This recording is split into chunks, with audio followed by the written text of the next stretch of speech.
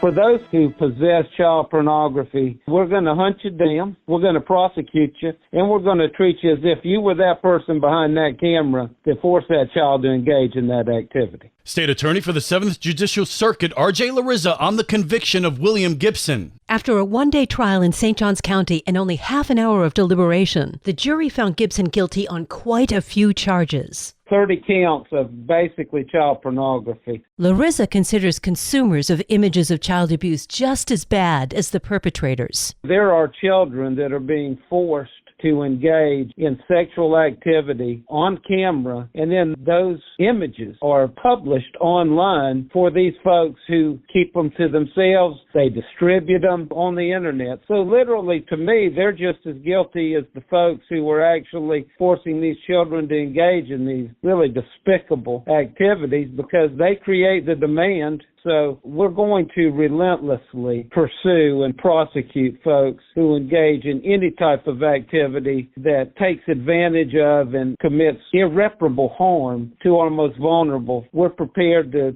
fight that fight over and over again until we either eradicate what these folks are doing or we make damn sure that the folks that are engaging in this activity spend a lot of time, if not the rest of their life, in the Florida State Prison System. The Honorable Lee Smith is set to pronounce a sentence May 9th. Gibson faces a maximum of 33 years behind bars. For St. Augustine's Local Morning News, I'm Liz Ryan.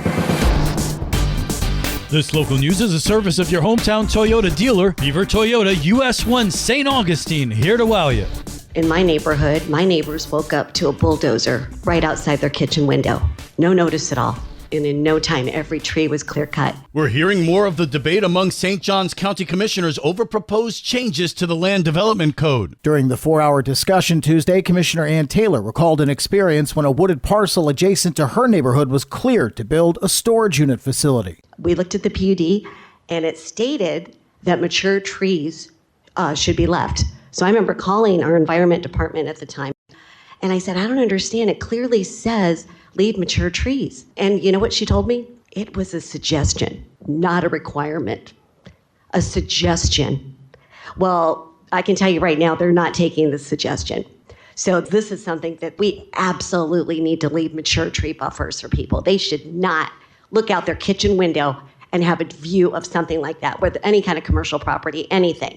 They've got a right to some privacy and to enjoy their property. Commissioner Sarah Arnold sees it the other way. We have a right to privacy, but landowners have a right to their property, and those trees belong to that property owner. And for what it's worth, to state the elephant in the room, there is an onus on residents and homeowners to do their research and due diligence before their home purchase. Taylor took a moment to address Arnold's comment. I find it extremely insulting because a number of us did do our due diligence, and on that property, could be a commercial building up to 9,500 square feet, 9,500 square feet. They considered a minor variance 10 times that square footage because it did not have as much of an impact on our traffic. So we did do due diligence, but you don't know what kind of variances are going to be allowed later on. Under the board's action Tuesday, the county will hire Inspire Placemaking Collective to examine a number of proposals, from preventing land clearing early in the development process to preserving buffers to land clearing and grading, all with the goal of preserving trees. I'm Daryl Moody reporting. Time for a rebranding of St. Johns County. St. Johns County has selected a prestigious Miami-based advertising agency to help remake and advance its brand. St. Johns County Visitors and Convention Bureau CEO Susan Phillips. We just think that the Tinsley Agency is going to be a wonderful fit for our destination.